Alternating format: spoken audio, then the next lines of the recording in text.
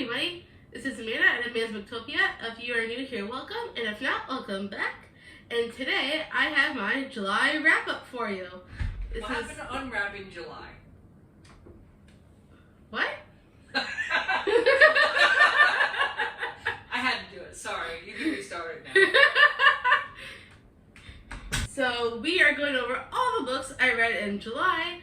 I know this is kind of overdue. We're going to the middle of August. And I have not done this yet.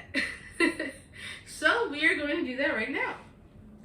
And I have read a total of... So I actually read 13 books. And my main TBR was only 11. So I added on 2 more. So I did really well for July, I have to admit. So we're going to go through the books that were from my original TBR first. The first... Well, not the very first one that I've read. Or was it the first one that I read? I can't remember. But anyways, the first book we're going to go over is A Heart of Blood and Ashes by Milla Vane. This was highly recommended by Jess from Honest Fiction. And I'll link her down below if you want to check her out. She loves this series. And so I thought I would try it out for myself. It's very interesting. Not what I expected. There's a lot more intimacy than I thought there would be. It's a fantasy romance where the main guy, Maddox, he wants to avenge his parents' murders. And he thinks this girl named Evelyn is the one that killed his parents. And he goes to her kingdom where her dad rules. And he seems to think she's the one that killed his parents. So he wants to take revenge and avenge their deaths, and he goes to get her to basically kill her. And turns out that's not exactly what happens. He ends up taking her as his wife. They don't actually get married just yet in this one, but his intent was to take her and so they could be wed and change the whole bloodline of who gets the throne next for Evelyn's kingdom. And it's a very interesting story. I did think it was pretty good. It was just, there were parts that made me laugh because of basically their tales of their kingdom have some very interesting things to say. You have to read it to understand. There's like this part in the book where there's a whole story about one of the ancestors and this statue. And, well, there's a certain body part on this statue that they think is the world's greatest thing to make. And it's very funny. I cracked up laughing at that part. But, and then the next, one of the other books that I read for July was Under the Whispering Door by T.J. Klune. I got Ray, my fiance, to buddy read this along with me, and it actually put him into a reading slump. He loved it so much, and I also really loved it so much. It really makes you think about the afterlife. It's about this guy named Wallace who ends up dying in the beginning, and then there's this whole afterlife that he's a part of, and he has a week to live his afterlife before he has to move on, so to speak. And it's a very interesting plot line, and the way the characters and the romance in between Wallace and what's his name? I forget his name. But it's a really good story of how like the afterlife is portrayed and the romance between the two guys. T.J. Klune does a lot of male-male romance. And it's very thought-provoking. It makes you think. And I teared up a little bit at the end, actually. It was a very good story. I gave it 5 stars. I am definitely interested in reading more of T.J. Klune's books. I do have The House of the Cerulean Sea to read still. And I'm hoping I will get to that book at some point. I really enjoyed his writing in this one, and I cannot wait to read more from him. And then the next book I read was Talking as Fast as I Can by Lauren Graham. This is like a, not exact, kind of like a memoir. I guess this isn't the only book she's written by herself, but it's like different things that's happened in her life that she thought was really either really funny or thought-provoking for her. It was okay. I kind of skimmed some of it. I ended up giving it 3 stars because eventually I got bored. And so I skimmed a lot of it near the end just to get it over with. It wasn't my favorite. I probably will end up unhauling this. But it was okay. So solid 3 stars. Not much to talk about on that one. And then another book I read for July was Ace of Spades by Farida Abike Ayamide. I think that's how you pronounce it. This is a lot like Pretty Little Liars. There's this someone called Ace that tries to take down the 2 main characters and their lives and try to figure out, like, and bring out their secrets, basically. Everything that's happened to these 2 characters. One of them's name is Devin, the other one is Chiamaka. I don't know if I said that right. But those are the 2 students that this Ace is trying to mess with and divulge all their secrets. So we find out who Ace is and why they're doing this. So it's a lot like Pretty Little Liars in that way. And the ending is not what I saw coming. I gave this a solid 4 stars because of that ending. I was like, whoa, I did not see that coming. I thought it was somebody else completely, and I was not expecting it. And then another book I read for July was The London Seance Society by Sarah Penner. I read her debut book, The Lost Apothecary, enjoyed it, gave it 4 stars.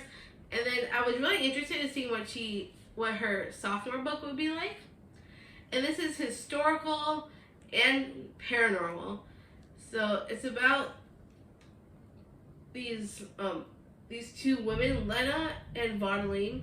I think that's, or Vaudeline, however you pronounce that. They do seances together. And we find out why Lena is doing this with Vaudeline. And there's a lot of mystery surrounding her sister's death. Lena's sister, that is. And then we have perspectives from, like, both Lena and this other guy. What's his name? I forget his name. Mr. Morley, that's his name. So Mr. Morley is part of this society, and he wants these 2 women to investigate a murder of the guy who ran the society. And so they come back to London to investigate and do seances. And like, so we get perspectives from both Mr. Morley and Lena as we go throughout the story. And it was amazing. I was like, what? At every turn. I was not expecting a lot of the things that happened. And this is probably one of my new favorites of the year. This is a definite 5 stars. I would definitely reread this again. It was that good. I absolutely loved it. The paranormal elements with the seances, mixed with historical during the Victorian era. It was just wow. I absolutely loved every twist and turn in this book. I highly recommend picking this up if you haven't yet. Definitely one of my favorite reads of this year, for sure. And then another book that I read for July was Forging Silver into Stars by Brigitte Kemmer. This is actually, I didn't realize when I picked it up, this is actually a spin-off sequel series, kind of, to A Curse So Dark and Lonely series. And I absolutely love that series. So once I picked this up and realized this is like a spin-off sequel series, I was like, wow, okay, this is interesting. And I did really enjoy the story. However, it wasn't what I expected when I realized it was a sequel series. I was really hoping this, I know it's set in the same world with some of the different characters and some original characters from the first series from Curse of Dark and Lonely. It was I liked the story about these two characters that were not a part of the original series. Seeing what they went through and seeing what their obstacles are and how they overcome it, and they get involved with the characters from the original series of Crystal Dark and Lonely. So that's where that comes in. And I really did enjoy what happened in the story, but it wasn't as good, I feel, as the Crystal Dark and Lonely series, which is why I gave it 4 stars instead of 5. I feel like it could have been a little bit better in some ways. I kind of wish it wasn't a sequel series. I wanted it to be just the two characters of Callan and Jax. I wanted it to be just their story. I mean, technically it is their story, but I wanted it to be just them and not involve the original characters from the Curse of Dark and Lonely series. I mean, don't get me wrong, I was glad to see them again. But if you're going to do like a sequel series, I feel like they should have their own sequel series of just those characters and not bring in new characters. I mean, I get why she did it. I just wish if you're going to do a sequel series, use the same characters instead of introducing new ones. But I still enjoyed it. I thought it was a good story, which is why I gave it a solid 4 stars. I would definitely read the second one just to see what happens. And this is the start of a series. I originally thought this was a standalone, but it turns out it's number 1 in a new series, and the other ones have not come out yet. So I'll definitely have to check it out when it comes out for the next one. But, you know, Stephanie Garber did blurb this on the back. So that's originally why I thought this was going to be so good, because I love Stephanie Garber. It was really good, don't get me wrong, just probably not my favorite book from this author. But it was still good. And then I also read Defy the Night by the same author. And this series, oh my god, this is so much better than the Fortune Silver into Stars. This is like a Robin Hood retelling where it's not exactly like COVID, but there's like the sickness going around the kingdom. And so these characters of Tessa and her best friend Wes, they are the ones that steal the medicine to distribute throughout the poor people in this kingdom because they don't have the money to get their own medicine. So it's a very intense series. And I read the sequel in the month of August, so I will talk about that when I do my August wrap up. But it's probably one of my new favorite series. I absolutely love this book. I love this series. I am totally invested in these characters. Like, I cannot wait for the 3rd book. It's already on my wish list, ready for pre-order. I just haven't pre-ordered it yet, but I absolutely do want to finish the series because, oh my god, it is so good. I absolutely loved it. And if you haven't read this book by Marie Kemmerer yet, I highly recommend it. Recommend it. I can't talk today. So good. I cannot wait for the 3rd book in the series. Another book I read was The 7.5 Deaths of Evelyn Hardcastle. This is a very interesting book. It very much resembles the game Clue in some ways. So this guy named Aiden, he wakes up in a different body pretty much every day, and he's trying to solve this murder of Evelyn.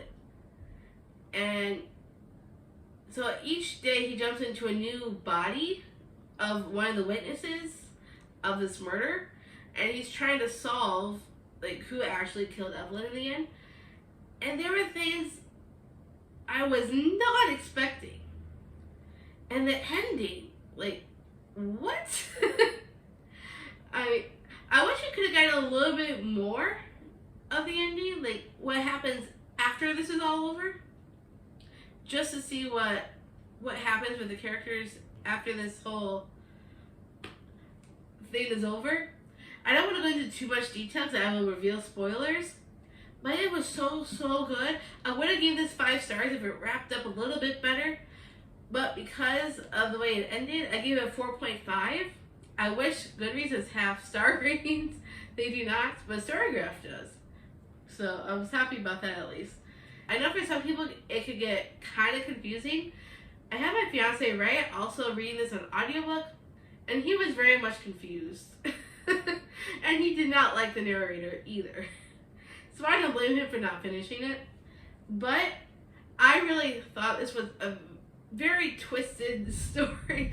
Like, things were going on, like, what? Like, what just happened? And then another book I read for July was Zodiac Academy, The Awakening, which is the first one in the Zodiac Academy series. This is probably a new favorite series as well. I absolutely love this first one. It's about these two sisters, and they find out they have all these magical powers that they did not know about. So they go to this academy to learn more skills and help their magic get better than what it is and try and learn. And then they find out while they're there about they have a totally different identity than what we thought. You have to read the book to understand. But it was such a great start to this series. I know it's on KU. However, I only have a free trial till October, so I don't know if I'll be able to read more of the series on KU before then. But I really want to own the rest of these books and read and binge read the whole series, because this one was so good, and I absolutely loved it. Definite 5 stars. And I so badly want to continue. I'm hoping at some point I could buy the rest of the books in the series, because I really want to own the whole series and just read it all. I absolutely loved it. And then another book I read for July was Girls of Storm and Shadow by Natasha Young. I think that's how you pronounce that. And this is the second in the Girls of Paper and Fire series. I love the series. I cannot wait to read the third one. I have the third one on my shelf. I just haven't gotten to it yet. But it's very much like it's very Asian, I guess you could say. I'm pretty sure this is some kind of, it's in this kingdom, obviously, with all these different countries. But I think it's like Chinese, Asian-oriented kingdom for the most part. Because most of the characters seem to be like that kind of, I can't think of the word. Most of the characters, I think, are part of that culture. I guess we'll say that. And I absolutely love Lei. She's the main girl of the series, is Lei. And then there's Ren, who is also kind of like a love interest. So there's also some LGBTQIA with their relationship. And this was such a good book. I absolutely love the series so far. I cannot wait to see how it ends in the third book. And for those that don't know, it kind of starts off as Lei is a paper girl, and paper girls have to serve the cane in a very intimate fashion. And Lei does not like that. And then she ends up in a relationship with this girl named Ren. And she tries to help Ren to overthrow the kingdom. And they want to kill the king and redo and try and have a new king, basically. So they want to overthrow the current king to replace him with somebody they like better. And so they have this whole journey that they're on in this one to try and work on that. And I cannot wait to see how it all comes to an end. Such a good series. Highly recommend. Definite 5 stars. And then, and this is one of my favorite reads of the year. So good. Which is Fourth Wayne by Rebecca Yarros. I absolutely love this edition because of the sprayed edges and the stenciled dragons. So pretty. Plus, I love like a map it has on the inside. And I love how this cover feels because it's all shiny, and I love shiny covers. It's such a great book. Even though it's supposed to be an adult book, it reads more new adult than it does adult. Because it very much gives me vibes of The Hunger Games and Divergent.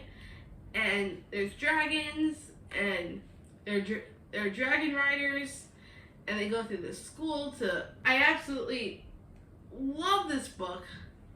5 stars all around. For those that don't know, the main girl, Violet, she is told by her mother she needs to be a dragon rider like the rest of her family. So she goes into the section of the school where she has to learn to be a dragon rider and learn everything there is to know about it and to bond with the dragon so she could go and help with the wars and everything that goes on with the dragons. And Violet, she is very fragile. She has this disability where she could easily get hurt, and her bones are very fragile. And so it's hard for her to be able to deal with that and be a dragon rider at the same time, because everyone says with her condition, being a dragon rider is like a death sentence. But the reason why I love this book so much is because she doesn't let her disability stop her. And she just keeps going, which is why I love this so much, because I have a lot of friends with disabilities of all different kinds. I have a slight disability myself, but I don't let that hold me back either, which is why I love this so much, because Violet kind of reminds me of me, where she has no fear. She just takes the bull by the horns and just goes for whatever she wants. And I know I could do the same. Sometimes I do worry that I might not be able to do it. But my fiance is always very encouraging and wants me to go for my dreams. And Violet in this book very much made me feel like I could be the same way. So I really related to her. And I cannot wait for the second one to come out. Iron Flame, I already have pre-ordered, that comes out November 8th. I cannot wait for the second one. Because I think if you pre-order that one, you get the edition with the black sprayed edges. So I'm very much excited to get that edition. I cannot wait to show it to you all when I get it. And this is definitely one of my favorite reads of the year. And then I have 2 other books that were not intentionally supposed to be part of my TBR, but they got added on anyways. And this one is The Winemaker's Wife by Kristen Harmel. This is a historical fiction that takes place during World War II. For this girl named Inez, she is the wife of this guy named Michelle, and they run this champagne house in 1940. And then they have a Theo and Celine, who are a married couple who live on the caretaker house that also work with Michelle and Inez for this champagne house, and it kind of divulges what happens during that time frame and their personal relationships and how it all unfolds. And then there's also a dual timeline, so it also goes to New York in 2019, where this girl named Olivia, that goes by Liv, her grandmother takes her after her divorce to Paris, well, to France, so to speak, and tells her this story of what about Inez and Michelle from that time frame of 1940 during World War II. And it was so good the way, like, this author might be a new favorite author. The way she intertwines the 2 timelines and brings them back and forth was absolutely amazing. This is probably another new favorite read of the year, because I love historical fiction, and this one really was probably one of my favorites of historical fiction. I've read a lot of stories from that time frame, but this is definitely a favorite. And I will definitely reread this again, because the way the timelines intertwined and the way the characters are and the way they're developed, it's just wow. I absolutely loved it. If you like stories from World War II time, I highly recommend it because there is stuff that goes on with the characters from 1940 that you would not expect. And then the last book I read for July was The Alice Network by Kate Quinn. This is another World War II story as well, where this girl named Charlie, she is pregnant and unmarried during World War II time. And she wants to find out what happened to her cousin Rose, because her cousin Rose disappeared in Europe during that time frame, or not long before World War II actually started. She disappeared. So she ends up in Europe looking for Rose, and then she finds this woman named Eve, and she wants Eve to help her find her cousin. And then Eve, we get some backstory on Eve as well, because we go back to the First World War with Eve, and we get Eve's story that intertwines with how she is with Charlie. So we get some backstory on Eve as we go throughout the story, trying to find out what happened with Rose. And so we get some very interesting stuff about Eve, because she's actually a spy. She ends up being a spy for the Alice Network, which is why this is called the Alice Network, obviously. And then we get the reasons why she became a spy and what happens while she's a spy. And it kind of leads up to the main story where they're trying to find Rose. So there's a lot of things that go on with Eve that we find out kind of relates to what happened with Rose. And it was such a good story. I loved it. I can't remember if I gave it 4 or 5 stars, but it was so good. I would definitely read more from Kate Quinn. I think I have another one on my shelf from her. So I'm very much excited to read more from this author. Very good story. I highly recommend it if you like historical fiction, especially World War II stories. And that is everything I read for July. Have you read any of these? Did you like any of them? Did you not? Let me know down in the comments. And thank you so much for watching my July wrap-up with all the amazing books. So many new favorites. I am very much excited to read more from some of these authors. I can't talk today. And if you like this video, give me a huge thumbs up. If you want to see more bookish content and more videos from me, click that subscribe button down below. And I can't wait to see you all in the next video.